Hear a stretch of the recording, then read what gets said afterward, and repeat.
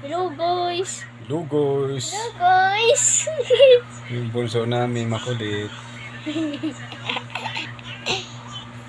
Hindi nag-aaral. Hello! Ay pumasok sa school. Pumasok sa school.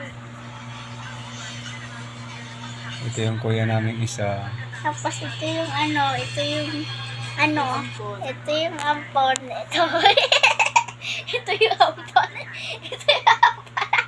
Ito yung ampon. Ito yung ate namin. Nag-isang ate. Ito yung ampon. Tingnan ka ti. Ito yung ampon. Sabi ko, ituturo ko. Ito yung Ay si ampon. Bossing. Tawag yung si Bossing. Bosoy. Ma! Bossing Tingin ka daw. sa'yo. Bossing! Ano to pa? Tingin ka Bossing. Bossing! Kamusta ang buhay-buhay? Ito yung ampon. Tamo ba yan?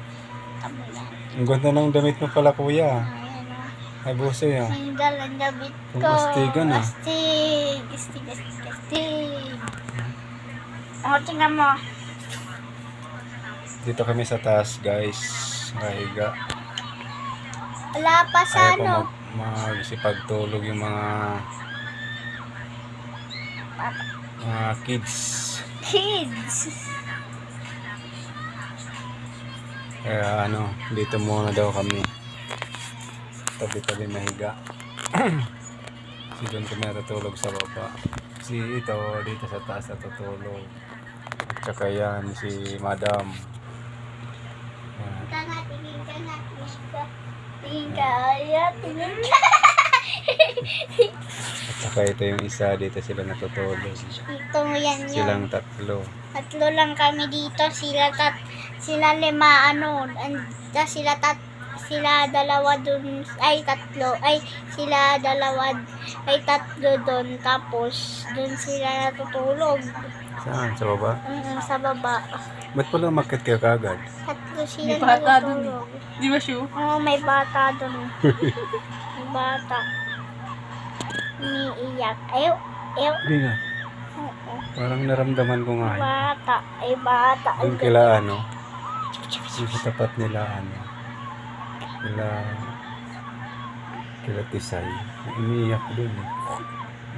May binibuksan yung pinto nila doon daw eh. Siguro nandun yung Bata. batang ready. Ang sakit lang po. Ko. Tutoy Ay ko guys, po. nagpahilot nga pala tayo kanina. Ayot ako pa. Dati na. Swabe na. Kondisyon na ulit guys. Hi ka na siya. Bye-bye ka na. Bye-bye! Bye-bye! Narinig mo yun, tayo may umiyak yan. Bye-bye! Tuyos pa talaga pa. Bye-bye! Bye-bye! Guys! Bye-bye! Pag nag-iossi ako, umiiyak din. Ha? Nung kaya dito tayo. Pag nag-iossi ako mga bandang alas 2. Nung nakaraan, Alas 2. nagkwento si Tita Desay sa amin. May sabi, kasi umuwi kasi siya ng Bataan. Birthday ni Sam. Tapos nakasarado yan. Tapos si Kuya Makmak, si Makmak Bonifacio. Oh. Si Makmak Bonifacio. Nakaupo daw niya dun sa harap. Tapos may umiiyak daw dun. Tapos nagsasalita na sana daw hindi niya na lang daw ginawa yun. Sabi niya. Naririnig niya yung boses ni Sam dyan sa loob ng bahay nila.